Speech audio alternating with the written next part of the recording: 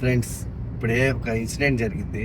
అదేంటంటే, నేను మా ఫ్రెండ్ పెట్రోల్ బంక్లోకి పెట్రోల్ కొట్టించుకున్నాం. అయిపోయిన తర్వాత అక్కడ గాలి కొడతారు కదా బంక్లో, అక్కడికి వెళ్ళి కార్ ఆపి వీడు అన్నా హవా అన్నాడు. ఆడు టైర్ దగ్గరికి వెళ్ళి అంతసేపు అయిందో లేదు, ఎయిర్ పెట్టాడో లేదు, అన్నా పంచారు అన్నాడు.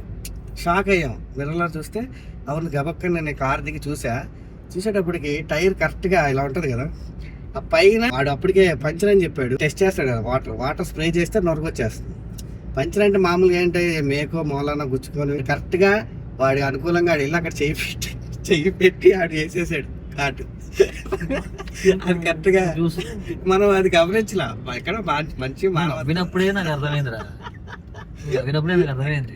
మంచి మానవత్వం ఉందేమో అనుకున్నా, కానీ పొడిసేసి పంచర్ అని చెప్పి 100 రూపీస్ ప్లేట్స్. అంటే వాడు 100 రూపీస్ తీసుకున్నందుకు బాధ కాదు, వాడు మమ్మల్ని మోసం చేసినందుకు బాధ. మోసపడదు కదా, నవ్వుతున్నావు చూసావా.